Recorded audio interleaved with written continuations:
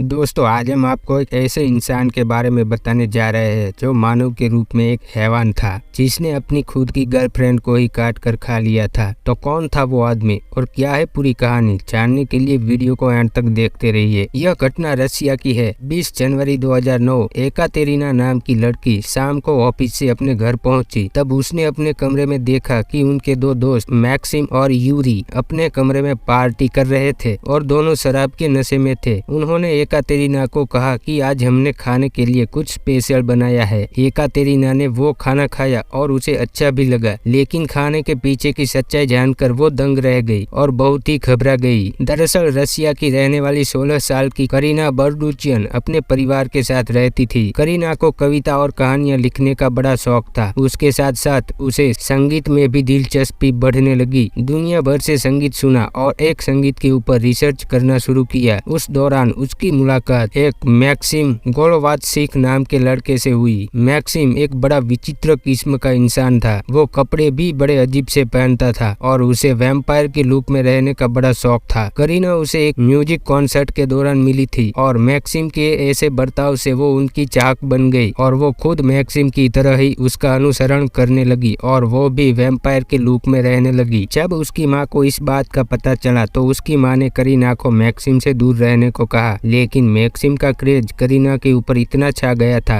कि वो छुप छुप कर उसे मिलने लगी और इस बात का पता अपनी माँ को भी कभी नहीं चलने दिया। और कुछ समय के बाद दोनों के बीच में अफेयर शुरू हुआ और कुछ समय बीत गया। फिर 19 जनवरी 2009 को करीना सुबह जल्दी से स्कूल के लिए निकली। स्कूल खत्म होते ही वो अपने दोस्तों के घर ग्रुप स्टडी के लिए चली गई और पूरी रात उनके घर पर ही रुकने वाली थी। जब इस बात का पता इसकी माँ को चला तो उसने दूसरे दिन सुबह 7 बजे से पहले घर आने को कहा था। जब दूसरे दिन करीना घर पर नहीं पहुंची तो उसकी माँ ने करीना के दोस्तों से पूछा तो पता चला कि वो तो कल शाम को ही जब उसके दोस्त का फोन आया था और वो उनके घर से निकल गई थी। फिर उनकी माँ ने सब जगह फोन करके ढूंढने की कोशिश की पर कहीं भी पता नहीं चला। फिर उसकी माँ ने करीना की गुम होने की रिपोर्ट दर्ज करवाई। पुलिस ने तुरंत ही छानबीन शुरू कर दी, लेकिन कोई भी सुराग हाथ नहीं लगा। उस दौरान करीना की माँ ने करीना के कमरे की तलाशी ली तो उसे एक डायरी मिली जिसमें कविताएं लिखी हुई थी जो करीना ने मैक्सिम के लिए लिखी थी। अब करीना की माँ नादिया को पता चल गया कि ये वही लड़का है जो उनकी बेटी का दोस्त था। फिर वो डायरी नादिया ने तुरंत ही पुलिस को दे दी और कहा कि मैक्सिम करीना के बारे में सब कुछ जानता था, लेकिन पुलिस ने नादिया की बात नहीं मानी और मैक्सिम से पूछताछ नहीं की। दरअसल पुलिस को लगा कि मैक्सिम किसी कविता का सिर्फ एक पात्र है, वास्तविक जीवन में इसका कोई अस्तित्व नहीं है। फिर ठीक 2 हफ्ते बाद पुलिस को एक फोन आया जिसमें एक शख्स ने पुलिस को बताया कि उसे कूड़ेदान से बहुत तेज बदबू आ रही है। पुलिस तुरंत वहां पहुंची तो कूड़ेदान में लाश के टुकड़े टुकड़े पड़े हुए मिले। वह लाश बहुत सड़ी गली हुई थी, लेकिन कपड़ों से शव की पहचान हो गई कि वह लाश करीना की ही थी। पुलिस ने शव का पोस्टमार्टम करवाया तो पता चला कि करीना की मौत डूबने से हुई है, जिसके बाद शव को काटा गया है। पुलिस ने पड़ताल जारी रखी। फिर उनका एक और फोन आया। कॉल एकातेरिना चिनोविया नाम की एक लड़की ने किया था। उसने कहा कि जिस रात करीना लापता हुई उस रात वो मेरे घर भी आई थी। पुलिस तुरंत एकातेरिना के घर पहुंची। वहीं एकातेरिना ने बताया कि उस रात उनके घर पार्टी थी जिसमें करीना भी आई थी और वो मैक्सिम ही था जिसने करीना को बुलाया था। इसके अलावा यूरी और 2 अन्य लड़के भी पार्टी में थे। पूरी रात सभी नशे में थे। फिर आधी रात को मैक्सिम ने यूरी और करीना को छोड़कर अन्य 2 लड़कों को वहां से रवाना कर दिया। घर एकातेरिना का था इसलिए वह भी वही थी। एकातेरिना ने कहा कि वह बहुत नशे में थी इसलिए वो अपने कमरे में सो गई। वहीं मैक्सिम, करीना और यूरी पार्टी कर रहे थे। उन्होंने कहा कि इस दौरान उन्हें हंसी मजाक की आवाजें सुनाई दे रही थी, लेकिन अचानक से कुछ अजीब सी आवाजें आने लगी जिसे सुनकर वह अपने कमरे से बाहर आ गई। लेकिन बीच में ही यूरी ने कहा कि तुम अपने कमरे में चली जाओ। मैक्सिम और करीना एक दूसरे के साथ कुछ प्राइवेट पल बिता रहे हैं। एकातेरिना ने बताया कि इसके बाद वह दोबारा कमरे में सो गई। फिर अगली सुबह मैक्सिम और यूरी से पूछा कि करीना कहाँ है तो वे कहते हैं कि वह चली गई है। एकातेरिना ने बताया कि इसके बाद वह अपने ऑफिस के लिए निकल गई। इसके बाद जब वह घर लौटी तब भी मैक्सिम और यूरी वहीं बैठे थे। उन्होंने उसे खाने के लिए मांस दिया। जैसे ही उसने वह मीट खाया तो मैक्सिम ने उससे कहा कि यह करीना का मीट है। यह सुनकर एकातेरिना शॉक्ड रह गई। उसने उसे यह भी बताया कि उसने करीना को कैसे मारा था। एकातेरिना ने बताया कि मैक्सिम ने पहले करीना के साथ शारीरिक संबंध बनाए फिर उसने कहा कि वह उनके साथ नहाना चाहता है। जैसे ही वे दोनों बाथरूम में गए, मैक्सिम ने करीना का हाथ पकड़ लिया और यूरी को भी अंदर बुला लिया। फिर दोनों ने उसे बाथटब में डुबोकर मार डाला। उसके बाद धारदार हथियार से उसके टुकड़े टुकड़े कर दिए और बाद में पूरे बाथरूम को दोनों ने तेजाब से अच्छी तरह से धो दिया। इसके बाद उन्होंने करीना के शरीर के कुछ टुकड़े रख लिए और बाकी के टुकड़े रात के लिए छोड़ दिए। दोनों ने अपना जुर्म कबूल कर लिया और पुलिस ने मैक्सिम और यूरी को गिरफ्तार कर लिया। पूछताछ के दौरान दोनों टूट गए और अपना जुर्म कबूल कर लिया, लेकिन दोनों ने करीना को मारने की जो वजह बताई उससे पुलिस भी हैरान रह गई। उन्होंने पुलिस को बताया कि जिस दिन एकातेरिना के घर पार्टी थी उस दिन वह काम पर गई हुई थी। उस समय उनके घर में खाने के लिए कुछ भी नहीं था, पीने के लिए केवल शराब ही थी। दोनों शराब पीकर चले गए और सोचा कि क्यों न हम दोनों खाने के लिए बाहर से मांस न खरीदे बल्कि मांस को अपने ही पास बुला ले, यानी कि इनका इशारा करीना की ओर था। इसके बाद दोनों ने प्लान बनाया और करीना को पार्टी के बहाने बुलाकर बेरहमी से उसे मार डाला ताकि उसका मांस पका कर खा सके। इसके बाद पुलिस ने दोनों को कोर्ट में पेश किया, जिसके बाद मैक्सिम को 19 साल और यूरी 18 साल की जेल की सजा सुनाई गई थी। तो दोस्तों वीडियो कैसी लगी कमेंट करके जरूर बताइए। मिलते हैं अगली वीडियो में।